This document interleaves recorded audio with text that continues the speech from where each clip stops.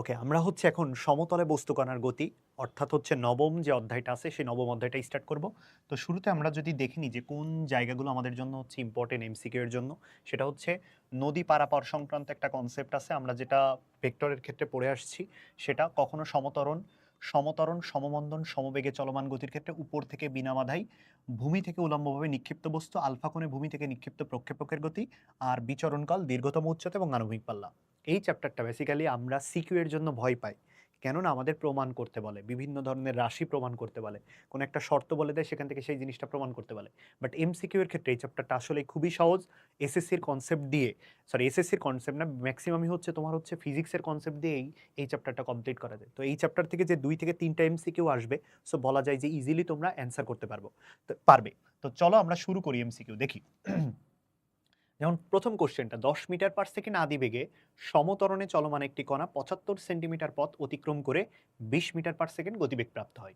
তাহলে 10 মিটার/সেকেন্ড আদিবেগ, তাহলে আদিবেগের মান দেওয়া আছে ইউ। 20 মিটার/সেকেন্ড গতিবেগ প্রাপ্ত হয়, তাহলে 20 মিটার/সেকেন্ড যেটা সেটা ভি এর ভ্যালু দেওয়া আছে। কত মিটার পথ অতিক্রম করছে? 75 সেন্টিমিটার পথ অতিক্রম করছে, তাহলে এস এর ভ্যালু দেওয়া আছে। কণাটির ত্বরণ কত? তাহলে কণাটির ত্বরণ বের করতে বলেছে। এগুলোতে তো আসলে কোনো শর্টকাট না, এগুলো মেন ম্যাথ প্রসিডিউর, ম্যাথ প্রসেসে করতে হবে। তাহলে আমাদের বেগ ছিল আগে 10 মিটার/সেকেন্ড, সেখান থেকে কত হচ্ছে 20 মিটার/সেকেন্ড। তার মানে কি বেগ বৃদ্ধি পাচ্ছে, বেগ বৃদ্ধি পাচ্ছে। তাহলে আমাদের সূত্র কি ভাই? আমরা জানি V square is equal to U square plus হচ্ছে 2as, আমরা এই সূত্র লিখতে পারি। তাহলে এখান থেকে আমরা যদি ত্বরণটা বের করি, তাহলে ত্বরণের যে সূত্রটা পাবো সেটা হচ্ছে V square minus U square divided by নিচে হচ্ছে 2s। তাহলে দেখো বেগের মান দেওয়া আছে, আদিবেগ দেওয়া আছে, সরণ দেওয়া আছে সেন্টিমিটারে, অবশ্যই এককগুলো খেয়াল করবা। যেহেতু অপশনে অ্যান্সারগুলো সব মিটার/সেকেন্ডে দেওয়া আছে, তাহলে 75 সেন্টিমিটারটাকে আমরা অবশ্যই কি করবো ভাইয়া? মিটারে নিয়ে যাবো। তাহলে 0.75 মিটার। জাস্ট স্মরণের জায়গায় কি বসবে? 0.75। বাকি ক্যালকুলেশন করে অ্যান্সার যেটা আসবে সেটা হচ্ছে আমাদের উত্তর। তাহলে এই ধরনের প্রশ্নগুলো তোমরা এসএসসিতেও করে আসছো, সো এগুলো তোমরা ইজিলি পারবা। পরবর্তী কোশ্চেন, 49 মিটার/সেকেন্ড আদিবেগে এবং ভূমির সাথে 30 ডিগ্রি কোণে একটা বস্তু নিক্ষেপ করা হলো, বস্তুটির ভ্রমণকাল কত? বস্তুটির ভ্রমণকাল কত? তাহলে আমরা জানি যখন ভূমির সাথে 30 ডিগ্রি কোণে নিক্ষেপ করা হবে আলফা কোণে, তখন আমরা সেটাকে প্রাস বলি। তাহলে প্রাসের ভ্রমণকাল বা বিচরণকাল বের করার সূত্র কি ছিল মনে আছে ভাইয়া? 2u sin theta, 2u sin theta divided by হচ্ছে G, 2u sin theta divided by হচ্ছে জি। সূত্রগুলো জানতে হবে। তাহলে আদিবেগ কত? 49 মিটার/সেকেন্ড। তাহলে আমরা বসাই দিই 2 into 49, 49 sin theta, sine theta, theta এর ভ্যালু কত বলছে? ভূমির সাথে 30 ডিগ্রি, তাহলে সাইন 30 ডিগ্রি ডিভাইডেড বাই জির মান হচ্ছে 9.8। মানটা বসায় দাও ক্যালকুলেটরে, ইজিলি অ্যান্সারটা পেয়ে যাবা। পরবর্তী কোশ্চেন দেখো, 78.4 মিটার উঁচু দালানের ছাদ থেকে একটা পাথরকে যদি খাড়া নিচে ছেড়ে দিলে মাটিতে পড়তে কত সেকেন্ড সময় লাগবে? একটা এত মিটার উঁচু দালান থেকে, একটা এত মিটার উঁচু দালান থেকে যদি একটা বস্তুকে ছেড়ে দিই, একটা বস্তুকে যদি ছেড়ে দিই, তাহলে আমাদের পড়তে কতক্ষণ সময় লাগে? আমরা জানি যখন বস্তুটাকে ছেড়ে দিচ্ছি তখন তো তার আদিবেগ নাই, আদিবেগ হচ্ছে 0। তাহলে সময় কি হবে? H is equal to UT plus half GT square. But আমরা সূত্রটা কি করবো? আদিবেগ যেহেতু 0, তাহলে H is equal to half GT square. কত সেকেন্ড সময় লাগবে? তার মানে টাইম বের করতে বলছে ভাই। তাহলে টাইম যদি এখান থেকে এই সূত্র দিয়ে বের করি, তাহলে √2h ডিভাইডেড বাই হচ্ছে জি পাবো। √2h ডিভাইডেড বাই হচ্ছে জি। তাহলে আমরা এখানে মানটা বসাই দিতে পারি। এখানে প্রত্যেকটা মান আমাদের দেওয়া আছে, জাস্ট মানটা বসাই দিলে হয়ে যাবে। ওকে, পরবর্তী কোশ্চেন, 16 ফিট/সেকেন্ড বেগে ভূমি থেকে খাড়া উপরের দিকে নিক্ষিপ্ত কণার বিচরণকাল কত? এটা কোনো প্রাস না। আমরা যদি একটা বস্তুকে উপরের দিকে নিক্ষেপ করি, একটা বস্তুকে যদি উপরের দিকে নিক্ষেপ করি, নিক্ষিপ্ত বস্তুর ক্ষেত্রে বিচরণকাল, বিচরণকাল মানে কি? উত্থানকাল এবং পতনকাল। বস্তু উঠতে যতটুকু সময় লাগে তাকে উত্থানকাল বলে, বস্তু যতটুকু নামতে সময় লাগে সেটাকে বলে পতনকাল। এই দুইটার সমষ্টিকে বলা হয় হচ্ছে বিচরণকাল। তাহলে বিচরণকাল বড় হাতের টি, সূত্র ইজ ইকাল টু হচ্ছে 2u ডিভাইডেড বাই হচ্ছে G, 2u divided by G. তাহলে বিচরণকালের সূত্র কি? 2u by G. যদি বলতো উঠতে, একটা বস্তু সর্বোচ্চ উচ্চতায় উঠতে কতটুকু সময় লাগে, যেটাকে উত্থানকাল বলি, সেটা হচ্ছে ইউ বাই জি। সেটার সূত্র কি হবে ভাই? সেটার সূত্র হচ্ছে ইউ বাই জি। বস্তুটির নামতে কতটুকু সময় লাগবে? টি2 ইজ ইকাল টু, সেটাও হচ্ছে ইউ বাই জি সময় লাগবে, নামতেও সময় লাগবে কত? ইউ বাই জি। এই দুইটাকে যোগ করলে আমরা কি পাবো? 2u by G. তাহলে খেয়াল করে দেখো আমাদের যে বেগের মানটা সেটা কিন্তু এফপিএস এককে দেওয়া আছে। কি এককে ভাই? এফপিএস এককে। এফপিএস এককে অভিকর্ষ ত্বরণের মান কত হয়? 32। এফপিএস এককে অভিকর্ষ ত্বরণের মান কত হয়? 32 foot, foot per second square, foot per second square. তাহলে আমরা মানটা যদি বসাই, 2 ইন্টু ইউ এর মান হচ্ছে 16 আর জির মান কত হয়ে যাবে? 32। তাহলে 16 দুগুণই 32, 2 আর 2 কাটলে কত হবে? 1 সেকেন্ড। কত পাবো? 1 সেকেন্ড। তাহলে বিচরণকাল কত? 1 সেকেন্ড। এখানে কিন্তু 9.8 বসানো যাবে না, একক খেয়াল করা লাগবে। এফপিএস এককে জির মান কিন্তু 32। যেহেতু ফুট পার সেকেন্ডে দেওয়া আছে, তাহলে জির মান কত বসাইতে হবে? 32 বসাইতে হবে।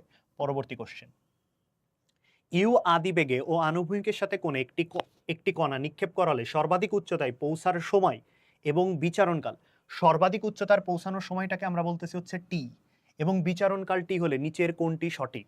ইউ আদিবেগে আনুভূমিকের সাথে কোণে একটি কণা নিক্ষেপ করা হলো, আনুভূমিকের সাথে একটা কোণে আমরা নিক্ষেপ করছি, সর্বাধিক উচ্চতায় পৌঁছানোর সময় এবং বিচরণকাল যদি টি হয়, তাহলে দেখো বেসিক্যালি সূত্রটা কি।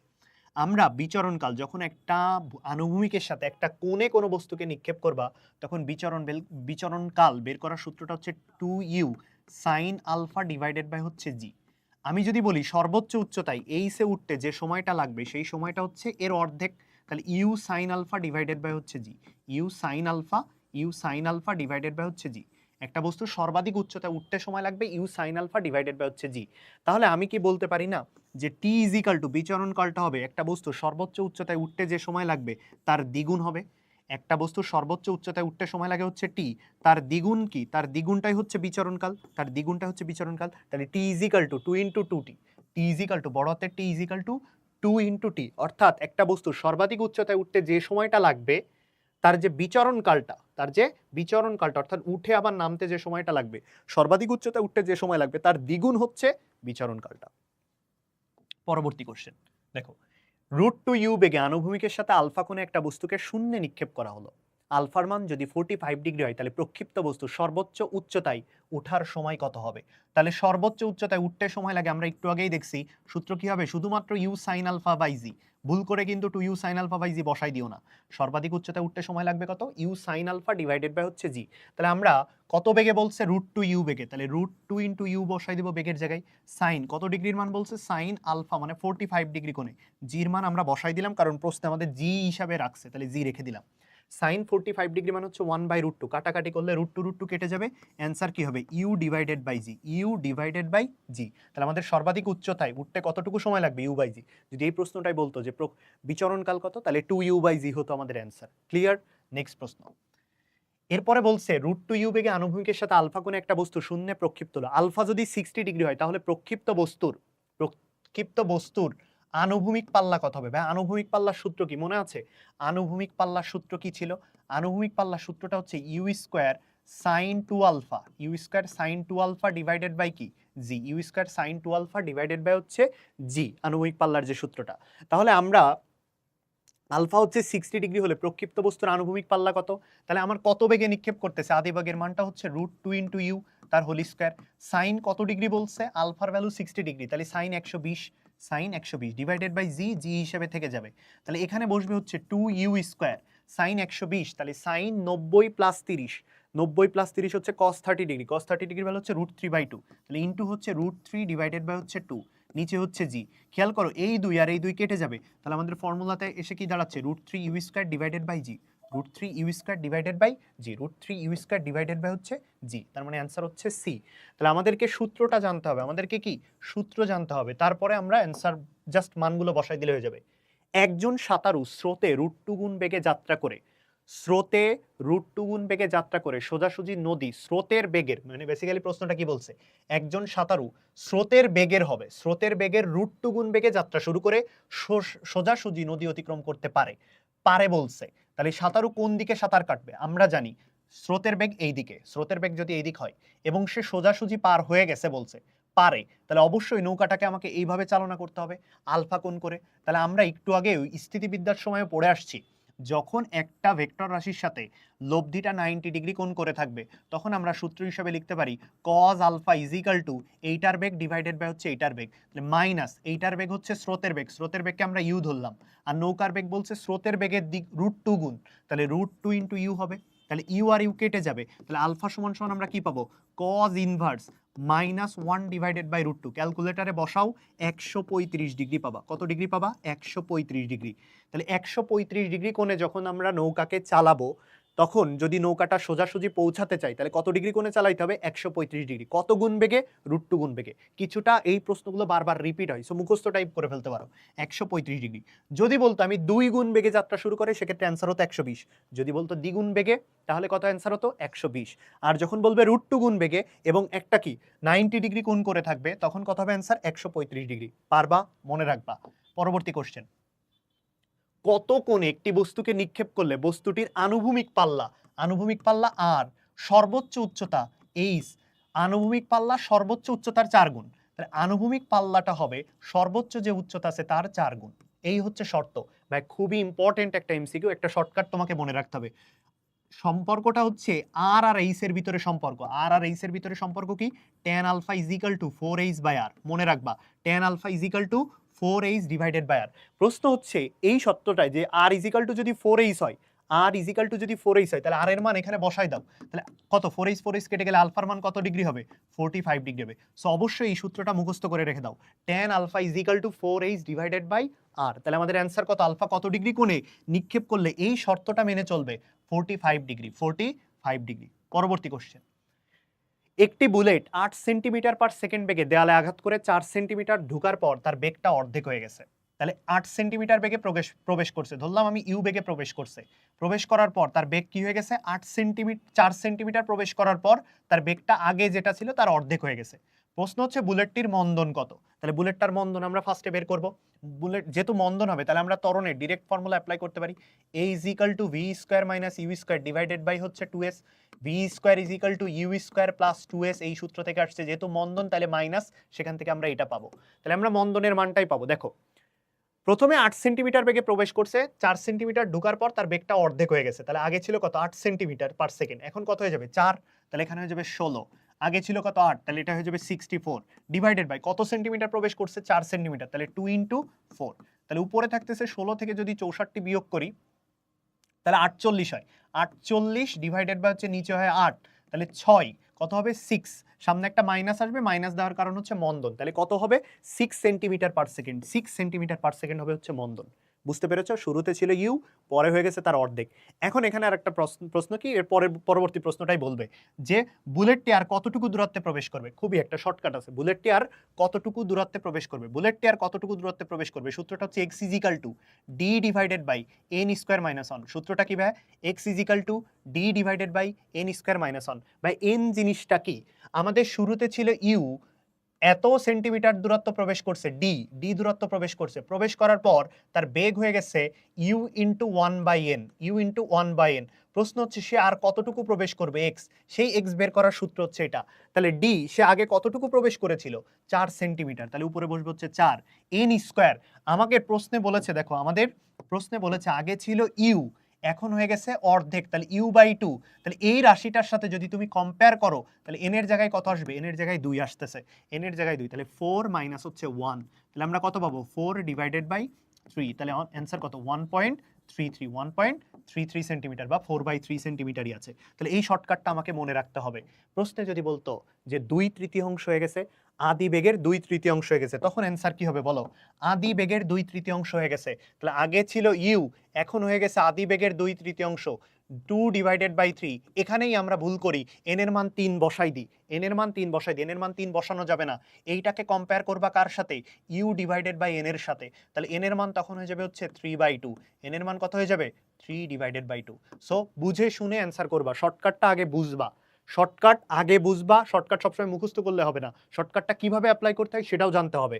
So X is equal to D divided by N square minus 1।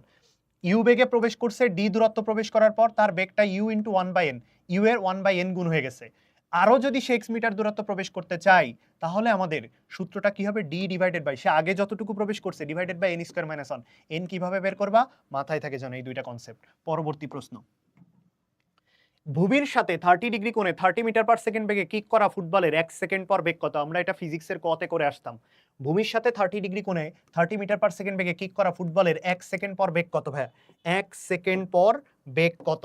তাহলে আমরা জানি যখন একটা ভূমির সাথে 30 ডিগ্রি কোণে নিক্ষেপ করবে একটা বস্তুকে, 1 সেকেন্ড পর ধরলাম আমি সেই বস্তুটা পি বিন্দুতে আছে, তাহলে পি বিন্দু যেহেতু এটা প্রাসকি দ্বিমাত্রিক, তাহলে দুইটা গতি পাবো, কি পাবো, দুইটা গতি পাবো, একটা এক্স অক্ষ বরাবর পাবো, একটা ওয়াই অক্ষ বরাবর পাবো। তাহলে ভি বেগে নিক্ষেপ করছি, একটা এক্স অক্ষ বরাবর পাবো vx, একটা পাবো হচ্ছে vy, যাচ্ছিল কত বেগে, ইউ বেগে। তাহলে আমাদের vx এর যে ফর্মুলাটা হবে আমরা জানি, সেটা সূত্রটা হচ্ছে ইউ cos থিটা। এটার ক্ষেত্রে কি ত্বরণ কোনো না, এটা সমবেগে চলে, আনুভূমিক বরাবর সমবেগে। তাহলে 30 কত ডিগ্রি আদি বেগে নিক্ষেপ করছিলাম, বলছে 30 মিটার পার সেকেন্ড, তাহলে 30 cos 30 degree, 30 cos 30 degree, cos 30 degree value কত, √3/2, তাহলে কত আসবে 15 √3, 15 √3। এরপর খেয়াল করে দেখো ভিওয়াই, ভিওয়াইটা কি উলম্ব অক্ষ বরাবর। তাহলে প্রাসের ক্ষেত্রে উলম্ব অক্ষ বরাবর কি কাজ করে? অভিকর্ষ ত্বরণ কাজ করবে। এই বস্তুটাকে উপরের দিকে যাইতে বাধা দিবে, অভিকর্ষ ত্বরণটা নিচে কাজ করবে। তাহলে সূত্রটা কি হবে? ইউ সাইন থেটা মাইনাস হচ্ছে GT, U sine theta minus হচ্ছে জিটি। তাহলে আমরা ইউ সাইন থেটা যদি বের করতে চাই তাহলে 30 sine 30 degree, 30 sine 30 degree minus G এর মান হচ্ছে 9.8, টির মান কত সেকেন্ড পর বলছে? 1 সেকেন্ড পর বলছে। তাহলে আমরা এই মানটা বের করতে পারি। তাহলে এখানে থাকবে 15 মাইনাস হচ্ছে 9.8। তাহলে দেখো এই পয়েন্টে আমরা দুইটা বেগ পাচ্ছি, একটা এক্স অক্ষ বরাবর, একটা ওয়াই অক্ষ বরাবর। কোনো পয়েন্টে যদি দুইটা ভেক্টর রাশি কাজ করে তখন তাদের কি নিতে হবে? লব্ধি। তাহলে লব্ধি বের করবো কি করে? V is equal to root over V X square plus হচ্ছে V Y square, root over V X square plus V Y square. এই সূত্রে আমরা মান বসাই দিব, এখান থেকে একটা মান পাবো, এখান থেকে একটা মান পাবো। এই দুইটা মান বসাই দিলে আমরা কি পেয়ে যাব? বেগের মানটা পেয়ে যাব। বুঝতে পারছো 1 সেকেন্ড পর কি বেগ হবে? 1 সেকেন্ড পর শুধুমাত্র আনুভূমিক বেগ বের করলে হবে না, 1 সেকেন্ড পর তো তার দুইটা বেগ থাকবে, একটা হচ্ছে এক্স অক্ষ বরাবর, একটা হচ্ছে উলম্ব অক্ষ বরাবর। তাহলে একটা পয়েন্টে আমরা দুইটা বেগ পাইলে তখন কি লব্ধির সূত্র অ্যাপ্লাই করতে হবে। এই সূত্র কেন? কারণ এদের মধ্যবর্তী কোণ 90 ডিগ্রি, 90 ডিগ্রি থাকলে লব্ধির সূত্র কি ছিল? Root over P square plus Q square. তাহলে root over V X square plus V Y square. Done. পরবর্তী কোশ্চেন দেখো, একটা প্রাস দেওয়া আছে, বলা হচ্ছে ও বিন্দু হতে একটি বলকে তির্যকভাবে ছুড়ে দেওয়া হলো, বলটির গতিপথের সর্বোচ্চ বিন্দু সি এবং বলটি টি সময় পর নিক্ষেপণ বিন্দুর সমতলে এই বিন্দুতে ফিরে আসে। ভালো কথা। 45 ডিগ্রি কোণে, আলফার মান 20 মিটার পার সেকেন্ড, আদি বেগের মান। প্রশ্ন কি? প্রশ্ন হচ্ছে বলটির সর্বাধিক আনুভূমিক পাল্লা কত? পারা উচিত। আমাদের সূত্র কি ভাই? সূত্রটা হচ্ছে R is equal to U square sine square alpha divided by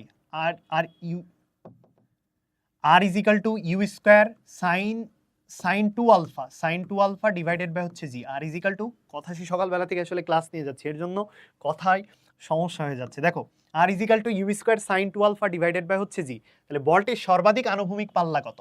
সর্বাধিক কথা বলছে, সর্বাধিক আনুভূমিক পাল্লা বললে দেখো, সর্বাধিক আনুভূমিক পাল্লা বললে আলফার মান অবশ্যই 45 ডিগ্রি হবে। সর্বাধিকের জন্য আলফার মান কত? আর তখন ম্যাক্সিমাম হয়ে যাবে। আর কি হয়ে যাবে? ম্যাক্সিমাম। তাহলে আনুভূমিক পাল্লা ম্যাক্সিমাম হয় কখন? যখন আলফার ভ্যালু 45 ডিগ্রি হবে। তাহলে আমাদের বলা আছে কোশ্চেনটাতে কত বেগে নিক্ষেপ করছো? দেখো 20 মিটার পার সেকেন্ড বেগে, 20 মিটার পার সেকেন্ড। তাহলে আমরা এখানে বসাই দিতে পারি 20 স্কোয়ার সাইন টু আলফা, তাহলে সাইন 90 ডিগ্রি হয়ে যাবে, সাইন এটা হয়ে যাবে 90 ডিগ্রি ডিভাইডেড বাই হচ্ছে জি। তাহলে 20 স্কোয়ারকে জি দিয়ে ভাগ করলে যে অ্যান্সারটা পাবো সেটাই হচ্ছে আমাদের অ্যান্সার। সর্বাধিক আনুভূমিক পাল্লা কত মিটার হবে? পারবা? Okay, done. Next problem. C বিন্দুতে পৌঁছাতে কত সেকেন্ড সময় লাগবে? সি বিন্দুটা কোথায় ছিল দেখো তো ভাইয়া, সি বিন্দুটা কই ছিল? সি বিন্দুটা ছিল সর্বাধিক উচ্চতা। তাহলে সর্বাধিক উচ্চতায় পৌঁছাইতে সময় লাগে কি? আমরা জানি U sine alpha divided by G, U sine alpha divided by G. তাহলে ইউ এর মান কত দেওয়া আছে ভাইয়া? 20 meter per second. Sine alpha, sine কত ডিগ্রি বলা আছে? 45 ডিগ্রি বলা আছে, ডিভাইডেড বাই 9.8। এটা ক্যালকুলেশন করলে যে অ্যান্সার হবে সেটা হচ্ছে আমাদের এই প্রশ্নের উত্তর। সি বিন্দুতে পৌঁছাতে কত সময় লাগবে? U sine alpha divided by হচ্ছে জি। এই সূত্র দিয়ে বের করলে হয়ে যাবে। পরবর্তী কোশ্চেন দেখো, ওকে পরবর্তী কোশ্চেন দেখো 15 নম্বর। একটি প্রক্ষেপকের বৃহত্তম পাল্লা, প্রক্ষেপক মানে হচ্ছে প্রাস, প্রাসের বৃহত্তম পাল্লা সূত্র কি ছিল আমরা জানি? আর ম্যাক্স ইজ ইকাল টু হচ্ছে ইউ স্কোয়ার ডিভাইডেড বাই হচ্ছে জি। তাহলে এটা ছিল হচ্ছে আমাদের বৃহত্তম পাল্লা, আনুভূমিক পাল্লার দ্বিগুণ। তাহলে বৃহত্তম পাল্লাটা হচ্ছে আনুভূমিক পাল্লার দ্বিগুণ হবে, অর্থাৎ আর ম্যাক্সটা হবে আনুভূমিক যে পাল্লা আছে তার দ্বিগুণ, 2 ইন্টু আর। তাহলে আর ম্যাক্সের জায়গায় আমরা সূত্র বসাই দিতে পারি ভাই U square by G. 2 into R এর জায়গায় আমরা সূত্র বসাইতে পারি U square sine two alpha divided by হচ্ছে জি। তাহলে খেয়াল করো, এই পাশে ইউ স্কোয়ার বাই জি, এ পাশে হচ্ছে U square by G, cancel. তাহলে এই পাশে থাকবে শুধুমাত্র হচ্ছে 1 is equal to 2 sine two alpha, 2 sine two alpha. তাহলে এই পাশে আমাদের থাকবে হচ্ছে হাফ ইজ ইকাল টু হচ্ছে sine two alpha, sine two alpha. তাহলে সাইন টু আলফা সমান সমান আমরা কত পাচ্ছি? হাফ। তাহলে এখান থেকে আমরা বলতে পারি দেখো, sine two alpha is equal to আমরা বলতে পারি হচ্ছে কত ডিগ্রির মান? হাফ। সাইন 30 ডিগ্রির মান হাফ। আমরা এটাও বলতে পারি যে সাইন কত ডিগ্রির মান হাফ হয়? সাইন 150 ডিগ্রির মানও হাফ, সাইন 150 ডিগ্রির মানও কি হাফ। তাহলে আমরা এখান থেকে যদি আলফা এর মানটা বের করি, একটা আলফা এর মান বের করলে পাবো একটা হচ্ছে 15 ডিগ্রি, আলফা এর একটা মান পাবো কত? 15 ডিগ্রি। আর একটা মান আমরা কিভাবে বের করতে পারি সেটা হচ্ছে 90 ডিগ্রি মাইনাস আলফা। আর একটা কিভাবে বের করতে পারি? 90 ডিগ্রি মাইনাস আলফা। তাহলে 90 থেকে যদি আমরা 15 বিয়োগ করি তাহলে দেখো 75 ডিগ্রি পাবো। তাহলে একটা অ্যাঙ্গেল হচ্ছে 15 ডিগ্রি, একটা অ্যাঙ্গেল হচ্ছে 75 ডিগ্রি। তাহলে একটা হচ্ছে 15 ডিগ্রি আর একটা হচ্ছে 75 ডিগ্রি। দেখো একটা প্রাসকে আমরা যদি মনে করো আলফা কোণে নিক্ষেপ করলাম, আরেকটাকে যদি আমরা 90 ডিগ্রি মাইনাস আলফা কোণে নিক্ষেপ করি, ধর একটাকে যদি 15 ডিগ্রি কোণে নিক্ষেপ করি, আরেকটাকে যদি 75 ডিগ্রি কোণে নিক্ষেপ করি, দুইটারই কি আনুভূমিক পাল্লা সেম হবে, দুইটারই আনুভূমিক পাল্লা কি হয়, সেম হবে। তাহলে একটা কোণ যদি 15 ডিগ্রি হয়, তাহলে অবশ্যই তার আরো একটা কোণ থাকতে পারে, আমরা বলতে পারি একই আনুভূমিক পাল্লার জন্য। সেটা কিভাবে বের করবা, 90 থেকে বিয়োগ করলে হয়ে যাবে, 90 থেকে, তাহলে 90 থেকে 15 বিয়োগ করলে কত হয়, 75 ডিগ্রি। তাহলে অ্যান্সার কত, 15 ডিগ্রি বা 75 ডিগ্রি, অথবা তুমি 150 ধরেও ক্যালকুলেশন করো, 75 ডিগ্রি আসবে। তাহলে একটা হচ্ছে আলফা আর একটা হচ্ছে 90 ডিগ্রি মাইনাস আলফা, এই দুইটা কোণে যদি একটা প্রাসকে নিক্ষেপ করা হয়, তাদের আনুভূমিক যে পাল্লা সেটা সেম হয়। একটা যদি 30 ডিগ্রি হয়, অপরটা হবে 60 ডিগ্রি, একটা যদি 15 ডিগ্রি হয়, অপরটা হবে 75 ডিগ্রি। পরবর্তী কোশ্চেন দেখো, একটা মূল বিন্দু থেকে, এটা হচ্ছে আমাদের পূর্ব দিক আর এটা হচ্ছে আমাদের পশ্চিম দিক। পূর্ব ইউ এর সাপেক্ষে ভি এর আপেক্ষিক বেগ কত, ইউ এর সাপেক্ষে ভি এর আপেক্ষিক বেগ। আমরা আপেক্ষিক বেগের কনসেপ্টে পড়ে আসছি, যার সাপেক্ষে বলে তার বেগটাকে কি বিয়োগ করে দিতে হয়, কার সাপেক্ষে, যাকে সে দেখতেছে, ইউ এর সাপেক্ষে ভি এর আপেক্ষিক বেগ, তাহলে ভি মাইনাস হচ্ছে ইউ। তাহলে খেয়াল করে দেখো তো, ভিটা কোন দিকে আছে ভাই, ভিটা পূর্ব দিকে আছে, ভিটা কোন দিকে আছে, পূর্ব দিকে আছে। তাহলে পূর্ব দিকে যদি হয়, পূর্ব দিকে যদি হয়, তাহলে এটাকে আমরা মাইনাস দিতে পারি, কারণ এটা কি এক্স অক্ষের নেগেটিভ দিক মাইনাস, আর এটা কি এক্স অক্ষের পজিটিভ দিক প্লাস। তাহলে -10 মাইনাস ইউটা কোন দিকে আছে, ডান দিকে, ডান দিক মানে কি পজিটিভ, তাহলে এটা কি হয়ে যাবে প্লাস, কত হয়ে গেল 15। তাহলে অ্যান্সার কত পাচ্ছি, -25। ভাইয়া মাইনাস মানে কি, মাইনাস মানে কোন দিক ভাইয়া, মাইনাস মানে হচ্ছে পূর্ব দিক। তাহলে 25 মিটার পার সেকেন্ড বেগে পূর্ব দিকে, 25 মিটার পার সেকেন্ড বেগে পূর্ব দিকে, দেখো 25 মিটার পার সেকেন্ড বেগে পূর্ব দিকে। তুমি কি বুঝতে পেরেছো? বলছে ইউ এর সাপেক্ষে ভি এর আপেক্ষিক বেগ, তাহলে ইউ এর বেগটা বিয়োগ করব কার সাথে, ভি এর থেকে, তাহলে ভি কোন দিকে যাচ্ছে, পূর্ব দিকে, তাহলে -10। ইউ কোন দিকে যাচ্ছে, পশ্চিম দিকে, তাহলে কি +15। ক্যালকুলেশন করলে মাইনাস, ভাই মাইনাস চিহ্ন দ্বারা কি বোঝাচ্ছে, মাইনাস আমি কোন দিকটাকে ধরছি, পূর্ব দিকটাকে ধরছি, দেখো এই দিকটাকে পূর্ব দিক, তাহলে -25 মিটার পার সেকেন্ড বেগে কোন দিকে হবে, পূর্ব দিকে 25 মিটার পার সেকেন্ড বেগে হবে। যদি এই প্রশ্ন বলতো ভি এর সাপেক্ষে ইউ এর বেগ কত, যখনই বলবে ভি এর সাপেক্ষে ইউ এর বেগ, ভি এর সাপেক্ষে ইউ এর বেগ, তখন ভি বিয়োগ হবে কার সাথে, ইউ এর সাথে। তাহলে ইউ কোন দিকে যাচ্ছে, ইউ যাচ্ছে ডান দিকে, তাহলে এটা হয়ে যাবে 15। ভি ভি যাচ্ছে কোন দিকে, বাম দিকে, তাহলে এটা হয়ে যাবে -10। তাহলে ক্যালকুলেশন করলে +25, তখন কি হচ্ছে, যে ভি এর সাপেক্ষে ইউ এর যে বেগটা হবে সেটা হচ্ছে 25 মিটার পার সেকেন্ড বেগে পশ্চিম দিকে, 25 মিটার পার সেকেন্ড বেগে পশ্চিম দিকে। ক্লিয়ার ভাই আপেক্ষিক বেগ? ওকে ডান। নেক্সট, একটি বস্তু মুক্তভাবে 4 সেকেন্ডে পড়লো। একটা বস্তু ধরো এখান থেকে আমরা ছেড়ে দিলাম, এই জায়গা থেকে একটা বস্তুকে ছেড়ে দিলাম, এই বস্তুটার এখানে আসতে পড়তে সময় লাগছে কত সেকেন্ড, 4 সেকেন্ড, 4 সেকেন্ড। শেষ 1 সেকেন্ডে, কি বলছে, শেষ 1 সেকেন্ডে, শেষ 1 সেকেন্ডে বস্তু কতটুকু দূরত্ব অতিক্রম করে।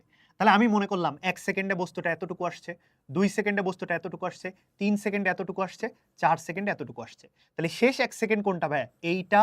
শেষ 1 সেকেন্ড কোনটা, এইটা আর এইটা। তাহলে এইটার দূরত্ব আমাকে বের করতে বলছে, শেষ 1 সেকেন্ড কোনটা, এই যে 3, এটা কত ছিল, 3 নাম্বার সেকেন্ড, আর এটা কত নাম্বার ছিল, 4 নাম্বার সেকেন্ডে, তো সে নিচেই চলে আসছে। তাহলে এই 3 সেকেন্ড আর 4 সেকেন্ডের মধ্যবর্তী যে দূরত্ব সেটা আমরা যদি বের করি, তাহলে 4 সেকেন্ডের যে দূরত্ব সেটা আমরা এখান থেকে ক্যালকুলেশন করলে পাবো h4, আর 3 সেকেন্ডের যে দূরত্ব সেটা ক্যালকুলেশন করলে আমরা পাবো হচ্ছে h3। তাহলে শেষ 1 সেকেন্ডের জন্য আমরা যদি বের করতে চাই, h4 থেকে h3 বিয়োগ করে দিব, h4 থেকে h3।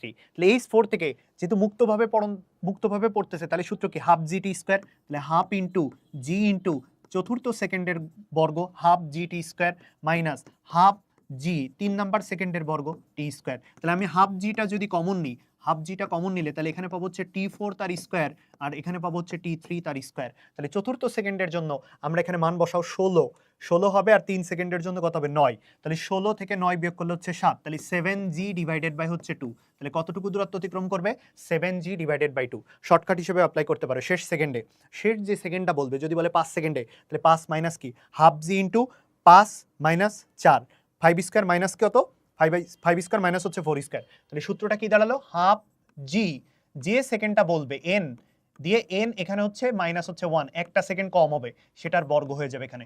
যদি বলে চতুর্থ সেকেন্ড বা শেষ 1 সেকেন্ডে, তাহলে 4 সেকেন্ড হইলে কত হবে, হাফ জি ইন্টু 4 স্কোয়ার মাইনাস হচ্ছে 3 square, half into 4 square minus 3 square. Calculation করো, অ্যান্সার পাবা 7g ডিভাইডেড বাই 2।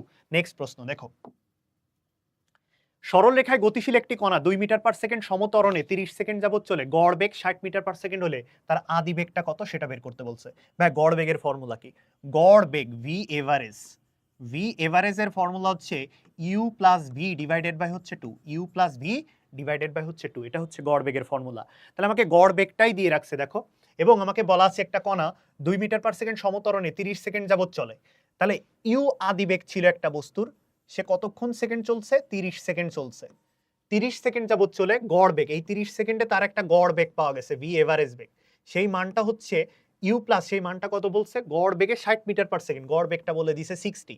দেওয়ার পর তার বেগ হয়ে গেছে ভি কত, 2 মিটার পার সেকেন্ড সমতলে। বেগটা কত সেটা আমাকে বলে নাই, বেগের মান বলা নাই, বলা আছে শুধুমাত্র 2 মিটার পার সেকেন্ড সমতরণে। তাহলে এই যে পথটাই সে চলেছে তার ত্বরণ হচ্ছে 2 মিটার পার সেকেন্ড, এবং গড় বেগ 60 মিটার পার সেকেন্ড হলে আদিবেগ কত, আদিবেগ ইউ বের করতে বলেছে। তাহলে দেখো আমাদের তো সূত্র অনুযায়ী কি লাগবে, ভি এর জায়গায় ভি এর মান বসাইতে হবে। তাহলে ভি এর জায়গায় আমরা কি লিখতে পারি, V is equal to U plus AT লিখতে পারি, V is equal to U plus AT. তাহলে বসাও, ইউ প্লাস ভি এর জায়গায় আমরা বসাই দিলাম you plus AT divided by হচ্ছে নিচে 2। তাহলে আমরা যদি ভাগ করে দিই তাহলে উপরে থাকবে হচ্ছে 2u plus AT divided by হচ্ছে 2। তাহলে 2 দিয়ে ভাগ করলে এখানে পাবো you plus AT divided by হচ্ছে 2, U plus AT divided by হচ্ছে 2। এটা হচ্ছে ভি এভারেজ বের করার ফর্মুলা। আর একটা সূত্র, V average is equal to U plus AT divided by 2।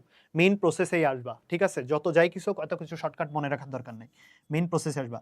V এভারেজের মান কত, ভি এভারেজের মান হচ্ছে 60। ইউ আমরা বের করবো ভাইয়া, এটি ত্বরণের মান কত দেওয়া আছে 2, সময় কত দেওয়া আছে 30, ডিভাইডেড বাই হচ্ছে টাইম হচ্ছে 2। তাহলে 2 আর 2 কেটে যাবে, ইউ এর মান কত হবে, ইউ এর মান হচ্ছে 30 মিটার পার সেকেন্ড। ইউ এর মানটা কত হবে 30 metre per second, 30 metre per second. তাহলে ত্বরণ কত আদিবেগ কত ছিল 30 মিটার পার সেকেন্ড। এখানে আরেকটা শর্টকাট আমি তোমাকে বলে দেই, গড় বেগ বের করার আরেকটা শর্টকাট হচ্ছে 2v1 v2 ডিভাইডেড বাই হচ্ছে v1 plus v2, 2v1 v2 divided by হচ্ছে v1 প্লাস v2। এটা বেসিক্যালি কি, যে ধরো v1 বেগে সে এইদিকে গেছে d দূরত্বে, v1 বেগে সে এইদিকে গেছে d দূরত্বে, আবার সে v2 বেগে এই d দূরত্বে আবার আগের অবস্থায় ব্যাক করছে, সেম দূরত্বে, একবার সে v1 বেগে গেছে একবার সে v2 বেগে আসছে। তাহলে সেক্ষেত্রে যদি গড় বেগ বের করতে বলে সূত্র কি হবে, 2v1 v2 divided by v1 plus v2। এটা দিয়েও কিন্তু প্রশ্ন আসতে পারে।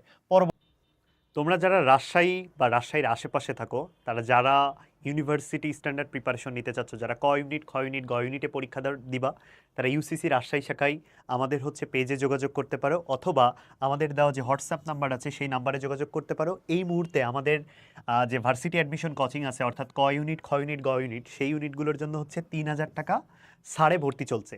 সেমভাবে তোমরা যারা মেডিকেল প্রিপারেশন নিতে চাচ্ছ, যারা মেডিকেল হাত ধরে প্রিপারেশন নিবা, যারা রাজশাহী আছো বা রাজশাহীর আশেপাশে আছো, তাদের কিন্তু 5000 টাকা ছাড়ে ভর্তি চলছে।